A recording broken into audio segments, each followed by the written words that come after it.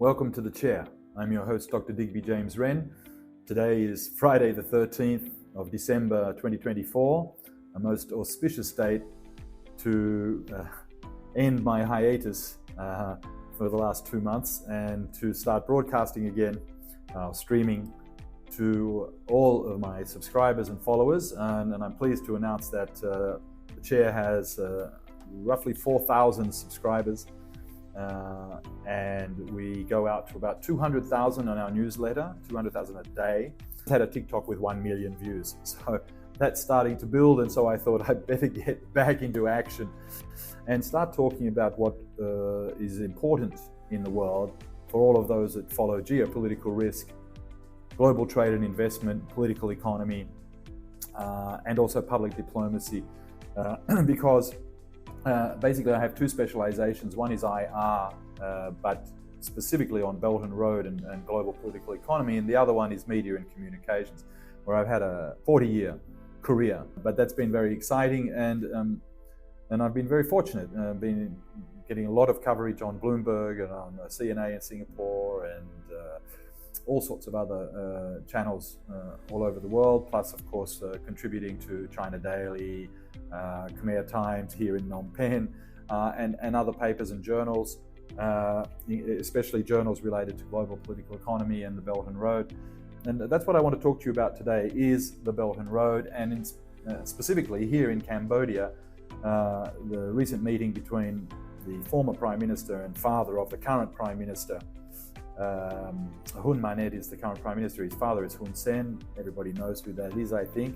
And I had the honor of being the English editor for his official biography last year, which was a really, I jumped at the opportunity, not just because it was Hun Sen, although I feel that many people don't really understand how successful Hun Sen really has been.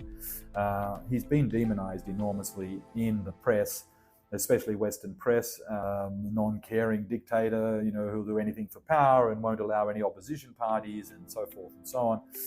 But most of that is narrative generated by the United States and sometimes Europe. But what Hun Sen really has brought to Cambodia is stability.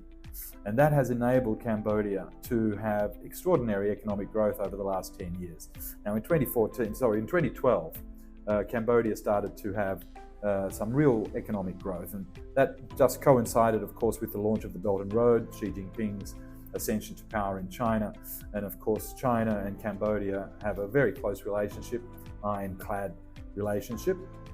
Although I would say that this meeting that they recently had, Hun Sen, who's now the president of the Senate, and Xi Jinping last week in Beijing, and in that meeting, the readouts from that meeting were not particularly detailed. And the reason is because there is trouble over what's called the Funan Techo Canal, which is a means by, it's an existing canal, in fact, about 100 kilometers long, and it goes from the Mekong down to the Gulf of Thailand, just before the Vietnamese border, and comes out in Kom Pot, which is a relatively small port. And it enables Cambodia to free itself of the stranglehold that Vietnam has on its riverine transport networks. In other words, all the shipping out of the hinterland of Cambodia is shipped down the Mekong and to Vietnam. And it's about 1.2 billion, which is not a lot, because really all they're doing is widening and deepening the existing canal, which is not that expensive. And that will also enable 7 more ports to be built up in the upper reaches of the Mekong in Cambodia, which completely would open the hinterland to all of the agriculture and mining and all sorts of other things. The problem with that, of course, for Cambodia is that they're dependent on Vietnam, and so this is a way of breaking that stranglehold. Now, originally, China had agreed to invest in that, and then there was some opposition, a lot of opposition to that, especially by Vietnam. China is also working quite closely with Vietnam now with the rail networks. Xi Jinping visited Vietnam to launch that, and so that's going ahead. So now Hun Sen has vowed to have the canal built regardless. So it's 51% owned by the Cambodians. and so it's a Cambodian project in real terms these days. And but the thing is that in the visit last week, there was no comment about the canal. It was definitely discussed, but in the readouts it wasn't mentioned at all. And so the concentration in the readout was about cooperation, existing cooperation, strategic cooperation, economic cooperation, but more importantly than anything else from the Chinese side was and alignment with the Belt and Road. What is the Belt and Road? And many people think they know what that is, but look, I've been studying the Belt and Road since 2012 when it started, and I was in China when that happened, and had access to a lot of the original documents and the documentation about the Belt and Road. Now the road is the part that most people understand. It's a bit confusing because it's not just roads, obviously, and so people are confused about that, but it's clearly what it is linkages between A and B, so port to port. Now those ports are all kinds of ports: seaports, river ports, rail ports, land ports, dry ports. And so anywhere basically where there's going to be transfer of goods onto transport of any kind. So, but it also includes pipelines, electricity, gas, internet. So the hard part. So what I'm saying, the physical infrastructure. So those are all road projects. In other words, they connect A to B with some kind of power or transport or something like that. And so that's global. But what is perhaps more interesting is the belt part, which is basically economic belts. And so what that means is supply chains. An economic belt is basically the attempt to construct complete supply chains between, say, two cities or between A and B. Good example of that would be car manufacturer or aeronautic manufacturer in China between Chongqing and Chengdu, which are two cities about 300 kilometers apart, but with high-speed rail at 400 kilometers an hour, it takes less than 1 hour. I think it's 35 to 40 minutes now between Chengdu and Chongqing, and that has now become the largest urban agglomeration in the world, with a population of well over 100 million. In those belts, you also have universities, research, and design, and at the other end you have marketing, retail, sales, marketing, and that's where the money is. The money is not in manufacture; it's a parabola, and at the bottom is the manufacture, and that is the lesser part. Usually something like 6% of the totality. The real money is made in the research and development because you own the patents or you own the design or the product. And at the other end, you have the marketing and sales where, there's money in that too, of course. So that's where the profit centers really are. And you can see that in what Apple does. So you've got third-party manufacturers for pretty well all of Apple's stuff. But Apple controls very, very tightly the design, the research, the development, and they also control very, very tightly the marketing and the sales at the other end.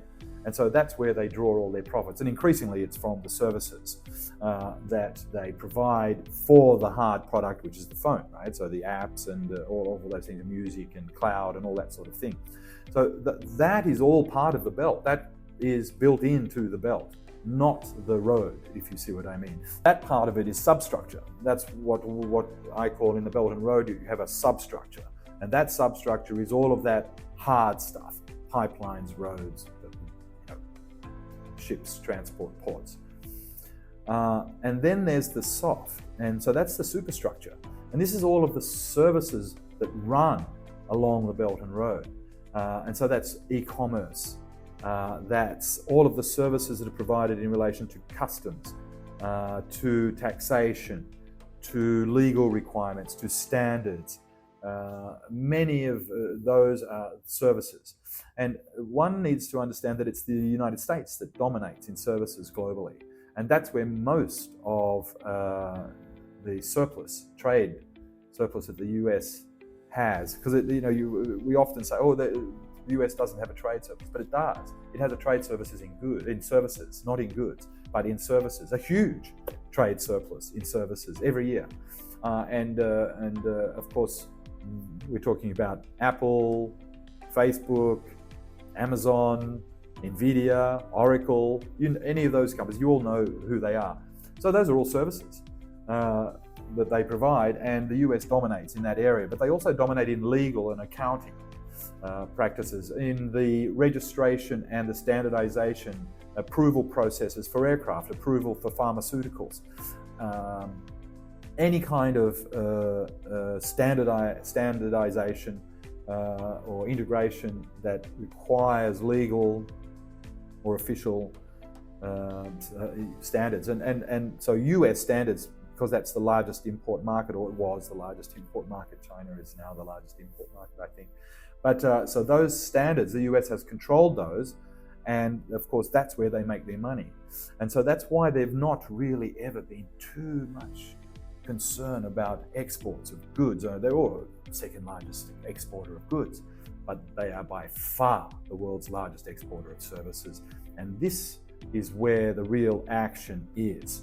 So because Donald Trump, for example, is going to introduce all of these tariffs, there's of course all the sanctions that are already in place. National security is a word that's used at the end of every sentence now in American political life. But that's what the US is protecting more than anything else. It's protecting its services surplus globally. And because clearly, if the largest car market in the world is China, so who's setting the standards in cars? EVs. It's China. And of course, the US doesn't like that, and neither does Europe, because they've dominated the standards for so long. Just think about, everybody wanted a Mercedes or a BMW or a Jeep or something like that. But those are no longer the top standards. The top standards in cars are now batteries and EVs made and designed and produced in China. And one can see that there's a real problem with the services that follow that. All of the services that follow that, specifically because it's all electronic, it's all digital, the mapping, all of the data that's going to be, that drives, big data that comes from every single EV on the road. And of course that's used as a national security problem. And you can see that large exporters of pharmaceuticals like India are also very interested to have control over the standardization and approval of drugs and pharmaceuticals. And you can see that China is making headways as it moves up the value chain. It means that it's also moving to services. And as the domestic market really drives the export, because that is the most competitive domestic market in the world now. Just think about phones or EVs. That China is by far the most dynamic market. Now, this just mirrors what happened 40 years ago in Japan. In the 1980s in Japan, in the 1970s, late 70s and 80s, Japan also was really setting the trend in their domestic market for cars and for technology. Just think about Walkman and PlayStation and so forth. China is really only just mirroring that, but at a much larger scale. A scale that has never been achieved before. Because the US was big, and it is big, still is big, but it's not the biggest. The desire by the Americans to maintain control of these markets, so decoupling supply chains, trying to take China out of these supply chains is also a way of trying to protect all of those services that run in the superstructure of the international connectivity. Now, Belt and Road has connected more than 136 countries. Now, the United States was never able to do this. The United States owns so few ports around the world, and it's relied on the mere fact that it is the largest market, and therefore it's and the largest producer of technology, and so it's exported that, and then it set all the standards, and so that means everybody had to apply those standards in their own markets, and therefore they needed more US products and so forth and so on. But now China has been able to break into that. Now we can clearly see that the EU has never been able to do that. There's no large social media company in the EU. There's no really big tech companies except perhaps for the German SAP and a few others. But the car industry in Europe dominated globally along with the Japanese, but that was because they were exporting into the US. They had dynamic markets at home, and then they were able to export cutting edge products to the US and also to China. But that, of course, has now changed. The shoe is on the other foot. And so what we can see here is that the Belt and Road has really fundamentally changed the balance of trade infrastructure globally. And now that the pipelines and the ports, this new port that's just opened in Peru, Chancay, is a good example of this. That means that the very, very large container ships are no longer going to go to Los Angeles for transshipment. They'll go straight to Peru and then be transshipped out of there. Now that's much shorter, therefore cheaper, more efficient. And Long Beach, of course, US ports are amongst the worst performing ports in terms of efficiency. So it's not just about trying to cut out the US, it's about trying to cut out inefficiencies which raise the prices. And so that's inflationary in a real sense, I suppose. And so therefore, there's real logic behind opening these ports on the east coast of South America. Now, the Belt and Road is not closed to anybody. I mean, anybody can use these. These ports are not closed. It's not as if American ships can't go to these ports. They do, and they can. Just as a sideline here, just a very small digression. I just remember this morning somebody saying, that the US was talking about sanctioning Russian shadow fleet for oil transport. Well, of course, it's not a shadow fleet. It's just a fleet. It's not illegal in any way. It's just the Russian ships, and they're called shadow. But it's not at all. They're just Russian ships selling Russian oil and gas.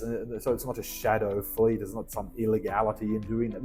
It's not illegal to sell your oil or to sell your products, to sell your corn or your rice or your soybeans or your oil or anything else. Why? That's just a silly notion.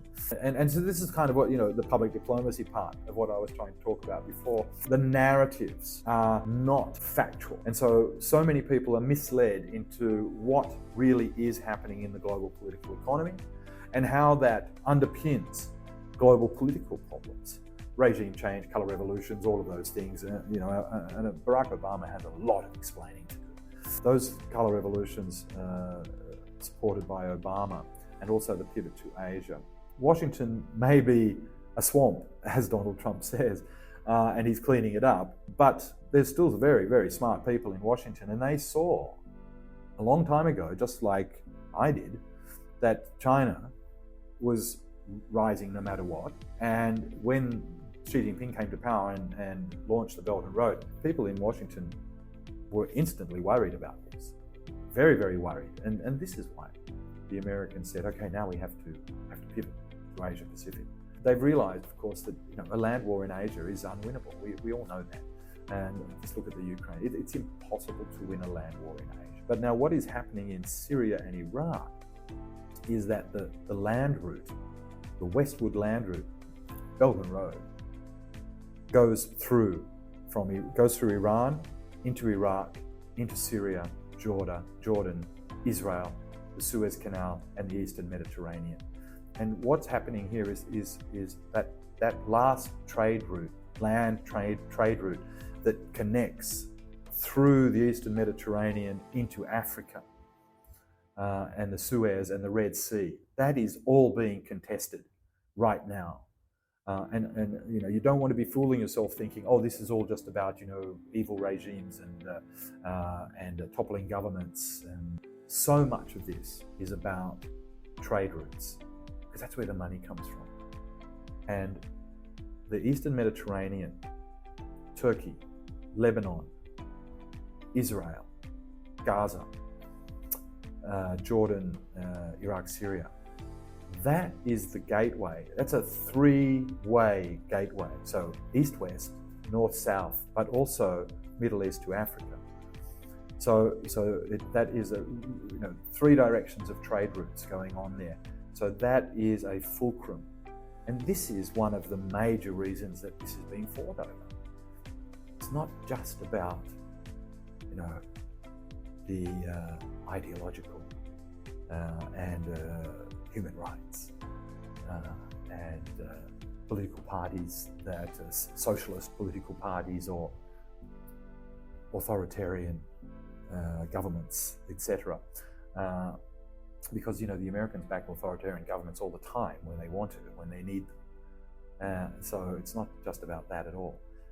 It's so much about the basic economics that underlie that, and that trade route. That's the last major trade route that goes from Central Asia, so all the way from Shanghai, really, or even from Tokyo, all the way across Eurasia, and gets to the Eastern Mediterranean and the Suez.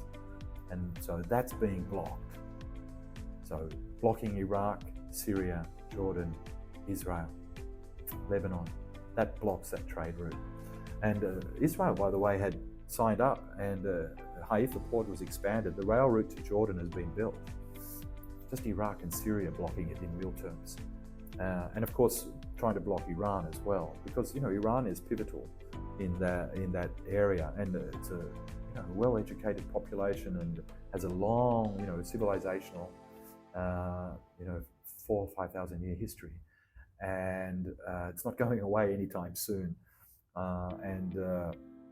It's much more about controlling that, and it's also the soft underbelly of Russia.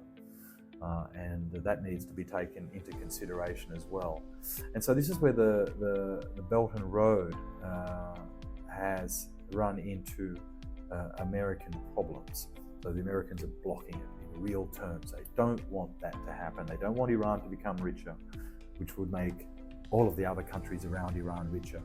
And they don't want them trading into the Eastern Mediterranean, having access into Suez and into North Africa. They don't want that. But we know what's going on in North Africa already. The French have been kicked out, and all of those minerals and resources. So that's colonialism. The French colonialism is still active, and so now, in real terms, the Red Sea is basically blocked in many ways, and so trade is going around Africa, and that's very expensive. And how is the Red Sea going to be opened again? So this is a real struggle from a political economy point of view, and definitely from a Belt and Road point of view. And of course, the Belt and Road was originally just a westward thing because they blocked in the Pacific by the Americans. So it was decided that they had to go west and into Central Asia and have a very, very good relationship with Vladimir Putin and Xi Jinping, and that's allowed this all to happen. Russia obviously benefits from this enormously, and you can see that during the conflict in Ukraine that this has happened.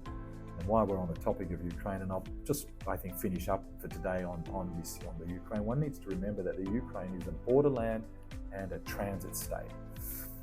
And it was always that. And thousands of years of its history, if you want to read about its history, and you will realize that basically it's open spaces, vast open spaces. Ukraine does not have a large population.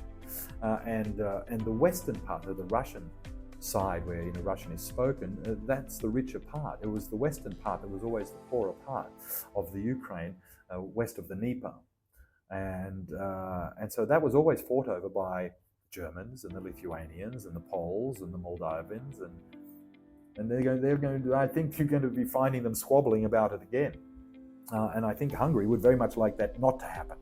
And so you can see that Viktor Orban has become quite important. He just had a meeting with Trump, and they're now trying to see what they can do, what Trump can do to stop the Ukraine conflict.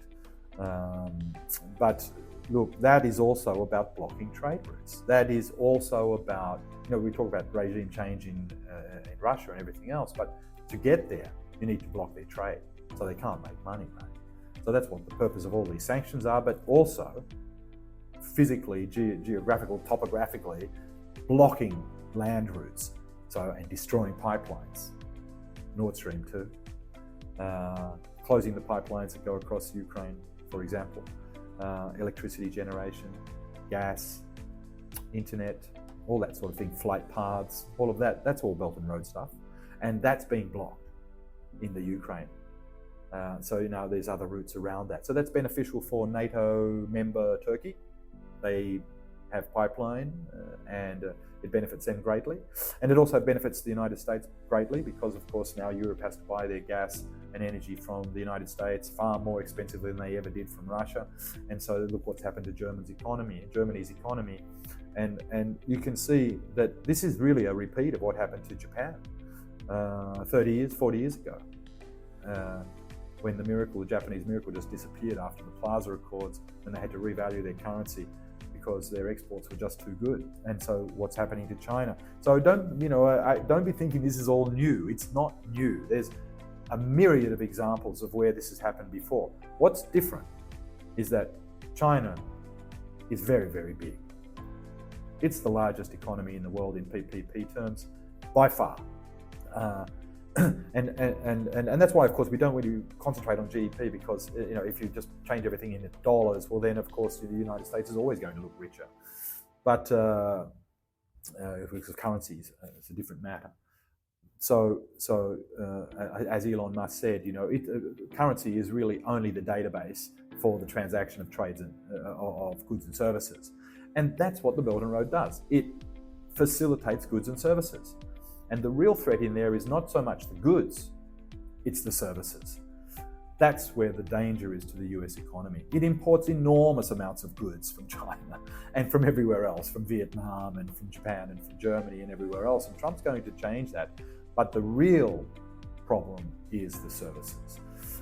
Because as all the Belt and Road countries, the BRICS, start moving their services away. And so, stock markets, for example, financial, that's services, and that's huge. Now look what's happened to London. They've lost so many of their financial services, and so they've got a shrinking economy, right? So that's also going to be shifting to Shanghai, to Beijing, to Singapore, and into ASEAN. And I think next time, so I hope that's been a helpful small discussion. And next time, I think we'll probably talk about ASEAN and China and that relationship, and what's going to happen with when Trump comes into power. Tariffs, sanctions, security, South China Sea, Taiwan, all of those things are really well worthwhile talking about. And so I've just shot this with the green screen, and then now I'm going to add all the stuff. You'll have seen that I've added all the graphics and everything, and I hope it looks really great. But this is just the first attempt. This is the first time that I've really tried to use the home studio to do this. My friend, the China History podcast, Laszlo Montgomery, he was the first one to use my studio. He did his third, I think, episode 3 on Singapore. So I'll put a link to him as well.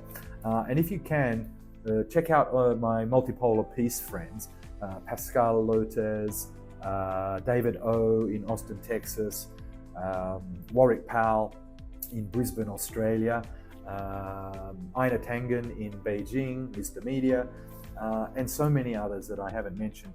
But you're going to see them on this channel, and I've been on their channels, and I haven't been able to get them on my channels, and so it's a little bit of an apology while I was setting everything up, and they've been very patient, and they'll be joining me. So I'm going to do, we have 8 Substacks altogether that I'm involved in, and they all have different specialities. So the Mekong, 6 Mekong countries, that's one.